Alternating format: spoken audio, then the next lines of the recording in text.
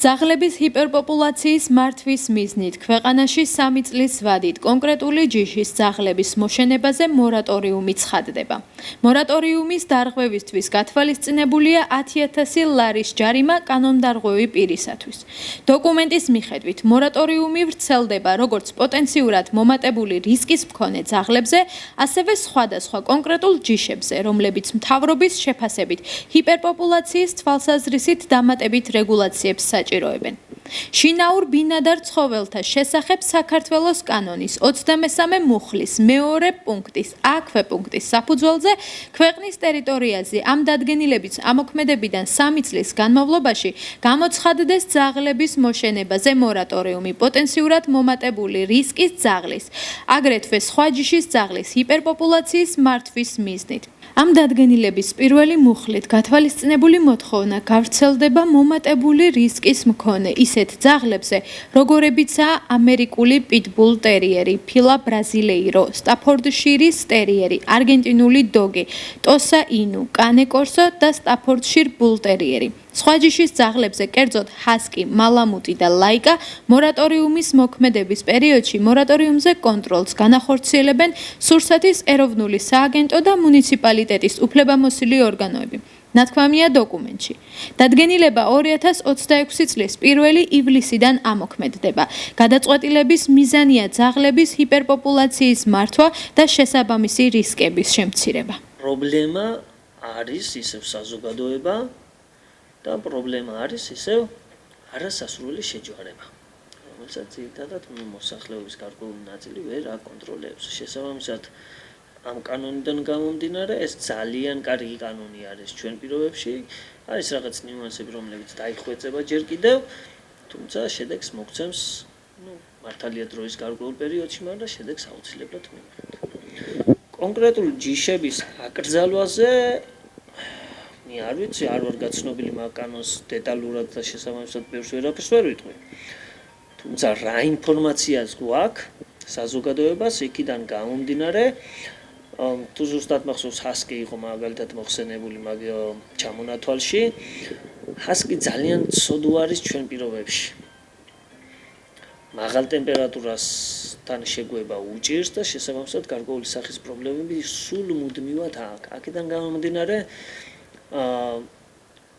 ახლა ვერ აიკრძალება და შეუძლებელია რომ აიკრძალოს თუნდაც მოშენება და თუნდაც ყოლისუფლება. თუმცა უნდა გაკონტროლდეს რომ შესაბამისი პირობები მაინც შეუქმნას მეპატრონე ამ ძაღლებს. ზემოთ აღნიშნული არასასურველი შეჯვარების შედეგად ძალიან ბევრი ცხოველი და მით უმეტეს მაგ ჯიშები ხვდებიან ქუჩაში. ეს დამატებითი პრობლემა არის. არ არის კანეკორსო აგრესიული ძაღლი ბუნებით. თუ მაგას საზოგადოება აგრესიულად არ გაზრდის და აღზრდის, ის არ არის აგრესიული, ის ძალიან კარგი თბილი მოსიყვარული არის ბავშვების მიმართ, მით უმეტეს მეპატრონეების მიმართ და კარგი იქნება თუ გაკონტროლდება. და აკრძალვა არ ვიცი, რამდენად სასურველი არის ჩვენი საზოგადოებისთვის, თუმცა კონტროლი აუცილებელიც კი არის, მე თუ მკითხავთ. ბუნებრივად უნდა ჰქონდეს ადამიანს იმისი სურვილი, რომ რაღაც შეცვალოს ან მის ცხოვრებაში, ან სხვის ცხოვრებაში. თუ ცხოველი გიყვარს, მას უნდა მიხედო. თუ ცხოველი არ გიყვარს, საერთოდ არ უნდა იყოლიო. არც შინაური და არც გარეული, როგორც გინდათ, როგორც უნდათ, ისე არ იქნება. ესეა ზოგადად. ახლა პრობლემის არსზე წეღანაც ვისაუბრეთ ცოტა ხნის წინ და საზოგადოებამ ჩვენ თვითონ ინდივიდუალურად მეც კი თუ არ შევიცვალეთ გარკვეული სახის ცოდნა არ მივიღეთ, არ აღვიზარდეთ მენტალობა თუ არ შევიცვალეთ, ეს პრობლემა მერეც გაგრძელდება და მერე არც კანონი გშველის მაგ დროს და არაფერი. ფიქრობ, რომ საზოგადოებამ უნდა მივიღოთ მეტი ცოდნა, მეტი გამოცდილებაც უნდა შევიძინოთ, თუნდაც მოვლის კუთხით. და რა თქმა უნდა ეს დასტაბილურდება და ამ შემთხვევაში ეს ყველაფერი როგორ ექნება ჩვენ, მერწმუნდეთ ეს კანონი იქნება ძალიან დაფასებული კანონი. არ არის აუცილებელი მაინც მომშენებლობას ეწეოდა იმისთვის რომ შენ გყავდეს შენი სასურველი ძაღლი. შეიძლება გყავდეს შენი სასურველი ძაღლი, მაგრამ ვერ აკონტროლებდე მის შეჯვარებას, ვერ უვლიდე ეს ქმნის ზუსტად პრობლემას და ეს ქმნის ზუსტად მიუსაფრებისთვის შემდეგ სხვა სახის პრობლემას. რატო იყოს კანონი კანონად, მივესალმები მაგას, დაიხვეწოს უფრო მეტად დაიხვეწოს. ადამიანს შეიძლება უნდოდეს ძაღლი, მაგრამ არ ჰქონდეს ოპერაციის გაკეთების საშუალება. აი ამ ხრივ შევუწყოთ დამატებით ხელი იმ მოსახლეს, რომ ჰყავდეს ძაღლი, მაგრამ ჰყავდეს სტერილური ძაღლი. ეს პრობლემას აგვარიდებს თავიდან მომავალში და თავისთავად კანონიც დაფასდება. ზესტაფონის კულტურისა და შემოქმედების ცენტრში ქალბატონებს გაზაფხულის დღესასწაულის საკონცერტო პროგრამით მიულოცეს.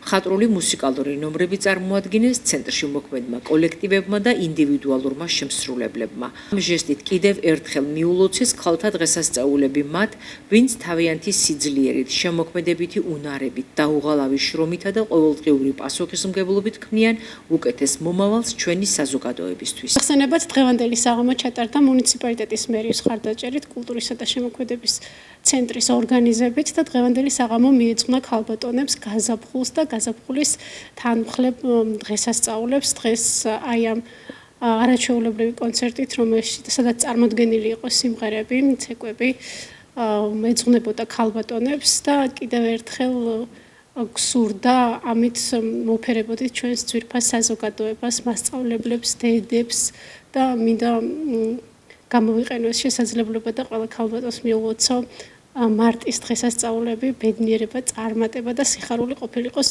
მათი ყოველდღიური თანამგზავრი. იმერეთის სატყეო სამსახურის თანამშრომლებმა ტყიბულში სახელმწიფო ხეტყის უკანონო მოპოვებისა და ტრანსპორტირების ფაქტი გამოავლინეს. სამართალდამრღვევმა უკანონოდ მოიპოვა 17 კუბურ მეტრამდე სხვადასხვა სახეობის სამასალე მერქანი, რომლის ტრანსპორტირებაც სახელმწიფოს სანომრე ნიშნის გარეშე ავტომანქანით განახორციელა. საკარმიდამო ნაკვეთში აღმოჩენილია დაურეგისტრირებელი სახერხის საამქრო და უნებართვო სანახშირე. საამქროს ტერიტორიაზეა განთავსებული პირველადი გადამუშავების პროდუქტი ფიცარი.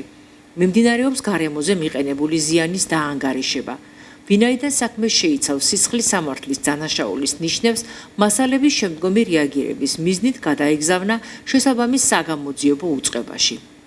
ბუნებრივი რესურსებით უკანონო სარგებლობის გამოვლენისა და აღკვეთის მიზნით სატყეო სამსახურების თანამშრომლების სისტემურ პატრულიერებას ახორციელებენ.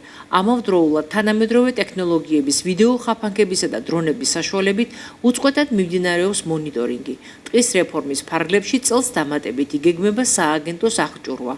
ყველა რესურსი მობილიზებულია იმისთვის, რომ შევძლოთ მინიმუმამდე დავიყვანოთ კანონდარღვევის ფაქტები, აღნიშნავს ეროვნული სატყეო სააგენტოს უფროსი ბესიკ ამირანაშვილი. რესურსებით უკანონოდ სარგებლობის ფაქტების აღსაკვეთად სატყეო სააგენტოს თანამშრომლები მუდმივ რეჟიმში პატრულირებენ და ეწევიან მონიტორინგის, ტექნიკური საშუალებების გამოყენებითაც, კერძოდ ფოტოხაფანგების და თერმული დრონების საშუალებით. აქვე მინდა აღვნიშნოს, სატყეო რეფორმის ფარგლებში ჩვენ გეგმავთ დამატებით შევიძინოთ ტექნიკური საშუალებები, რათა უფრო ეფექტურად განვახორციელოთ მონიტორინგი ტყეში.